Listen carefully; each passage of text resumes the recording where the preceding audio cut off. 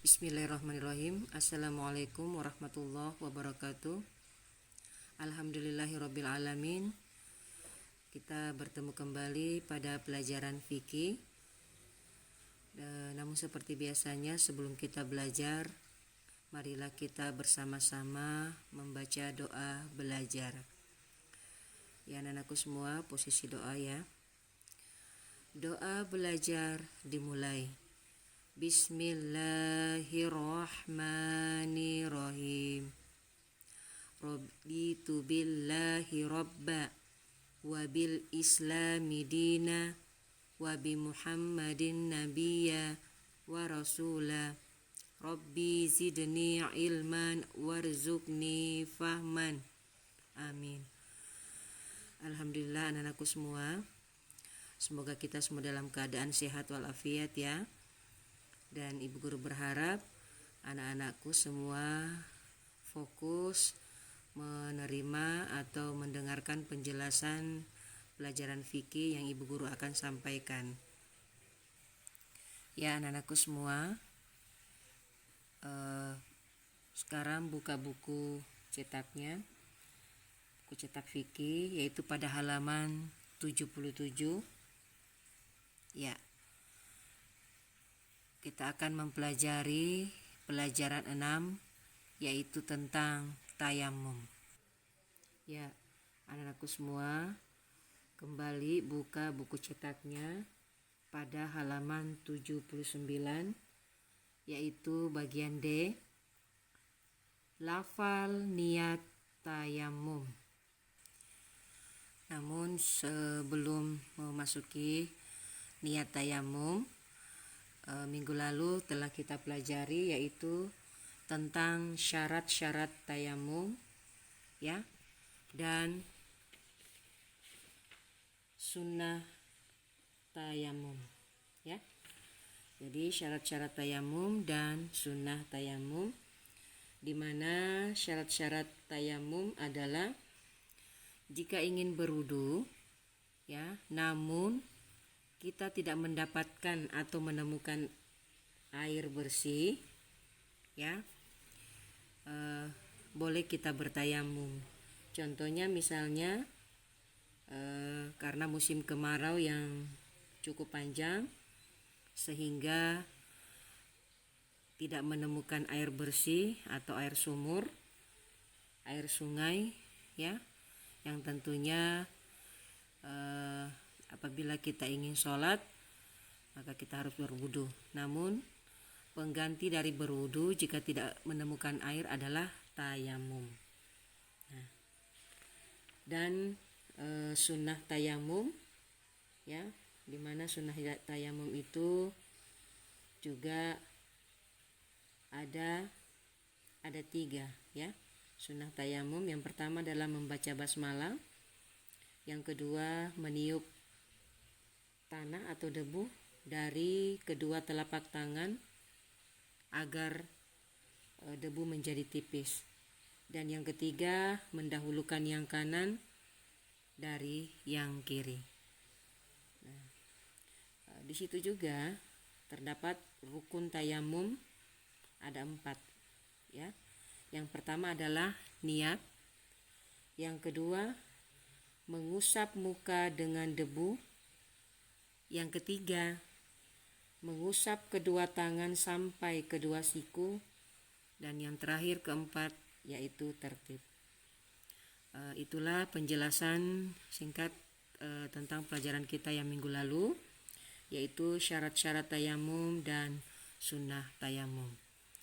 Namun pada kesempatan ini anak-anakku semua, ibu guru akan menjelaskan atau tentang lafal niat tayamum. Nah, perhatikan kembali bukunya pada halaman 79 atau yang ibu guru tampilkan di slide atau gambar. Ya. Perhatikan, ibu guru akan bacakan niat tayamum.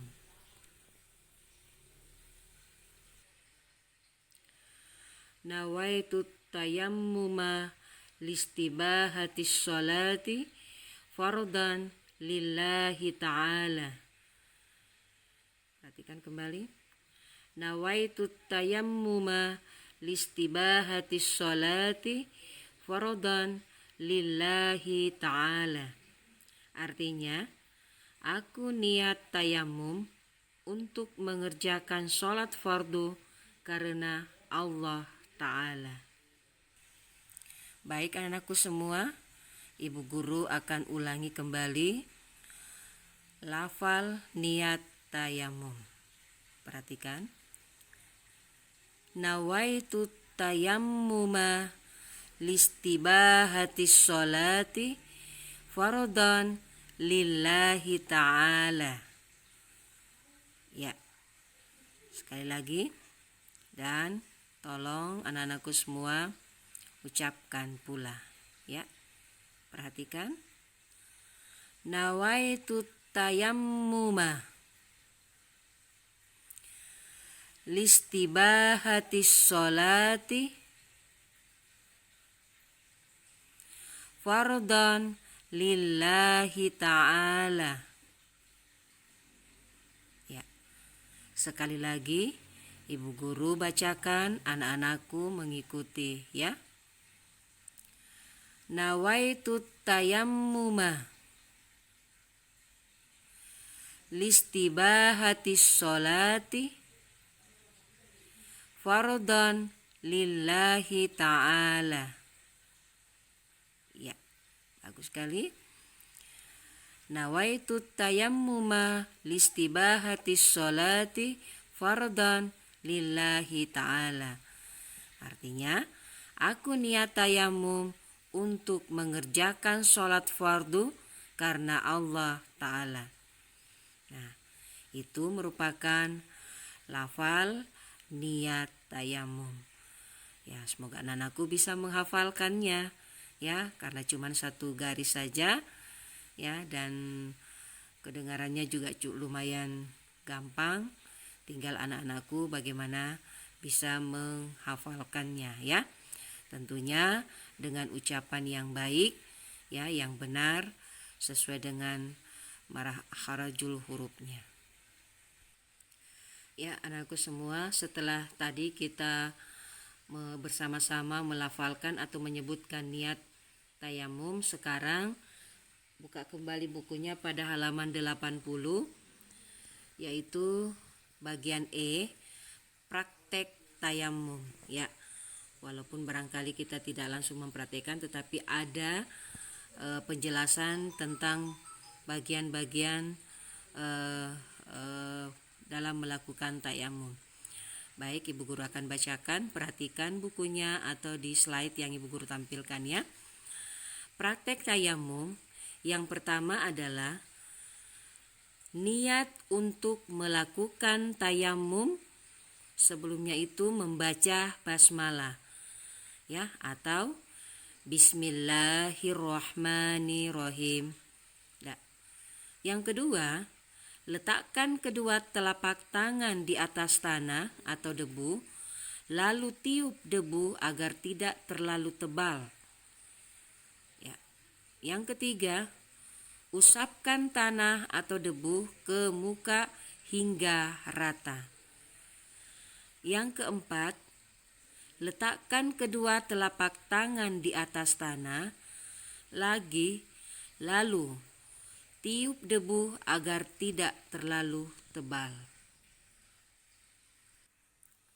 Berikutnya adalah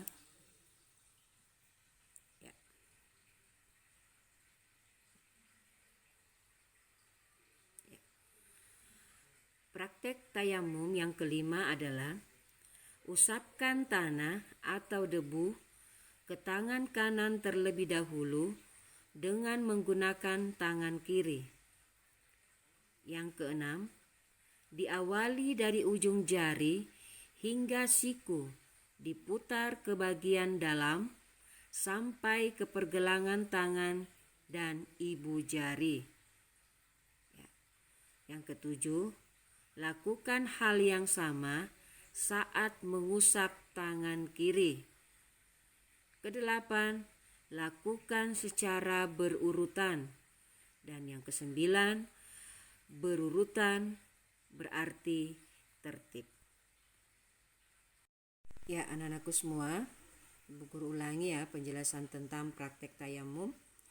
Yang pertama, apabila ingin kita mengambil tayamum atau melakukan tayamum, sebelumnya itu kita melakukan niat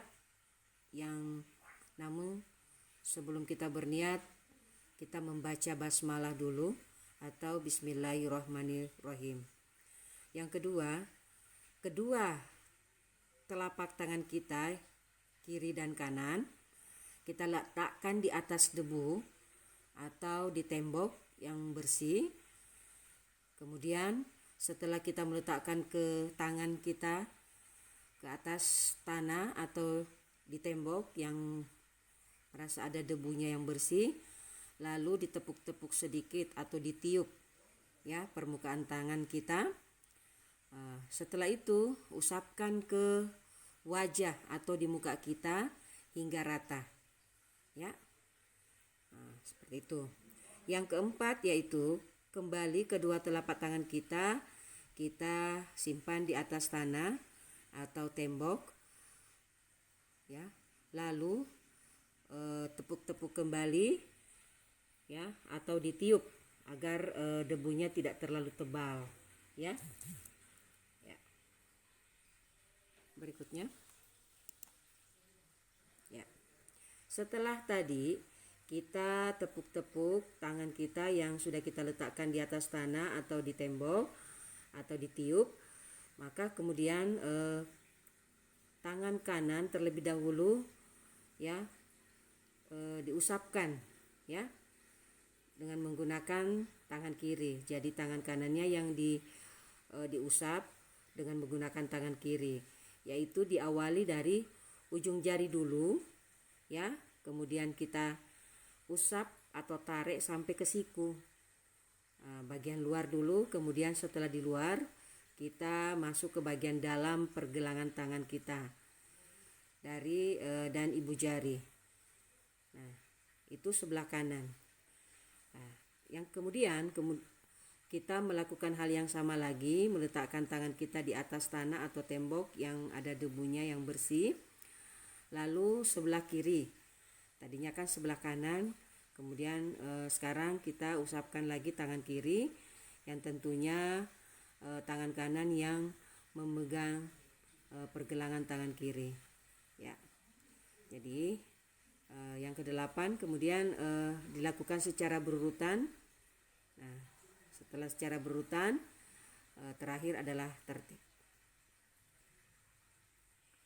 Ya, anak-anakku semua, itulah tadi penjelasan Ibu Guru tentang niat tayamum, yaitu nawaitu tayammuma listibahatis sholati fardhan lillahi ta'ala, dan praktek dalam berwudu ya.